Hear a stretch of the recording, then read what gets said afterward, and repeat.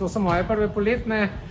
Sem bil pa do zdaj že na 4 olimpijskih. Prve ognjeni krst sem imel v Vancouverju, potem pa še Soči, Pjongčang, pa seveda covidni Peking. Ja, vznemirjenje je vedno. Se veste.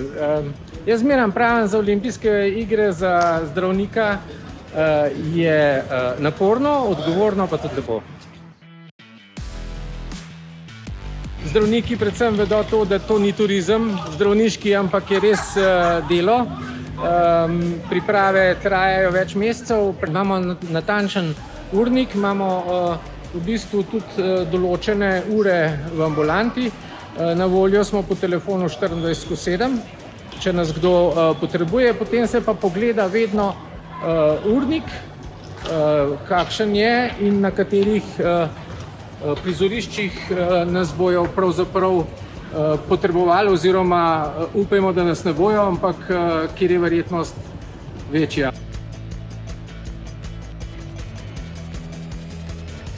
Športniki živijo za olimpijske igre, pripravljajo se in marsikdaj stisnejo res zobe, tudi ob manjših poškodbah, lažjih boleznih, da nastopijo.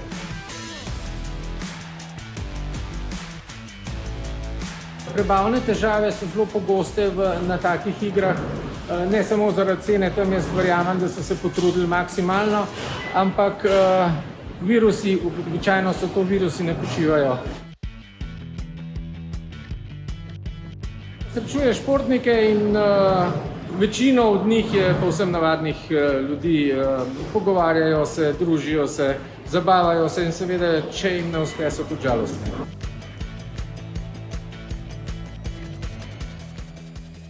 Je pa strani organizatorjev tudi vedno zelo dobro organizirano, mi lahko tam pišemo njihove recepte, lahko damo napotnice za določene preiskave, tako da zelo podobno, kot če bi delal doma v kliničnem centru, samo logistika je malo drugačna. Od ultrazvoka, seveda laboratorijske preiskave krvi, tudi CT, magnetna rezonanca, rentgen, to je praktično vedno na voljo.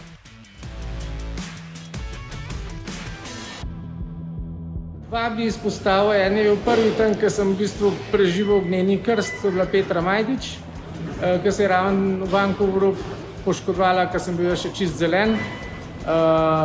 To je, z njo sva tudi ostala v dobrih kontaktih še naprej in pa sej vedno je fajn, kaj medalja, ampak ne bom pozabil nikoli Tinine medalje v smuku v Sočiju.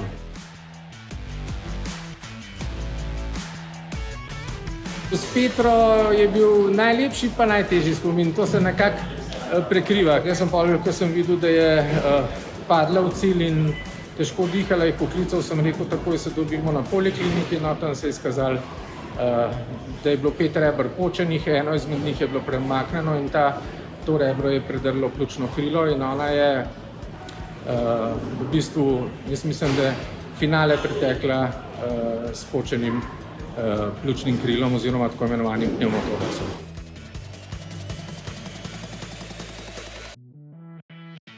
To so pravzaprav najtežji trenutki in naša naloga je, in jaz zmeraj pravim, da je zdravje na prvem mestu. Se pravi, ni ga rezultata, ki bi bil pred zdravjem.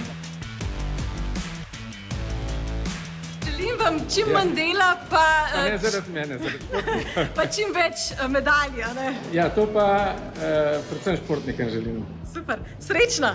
Nasvidenje.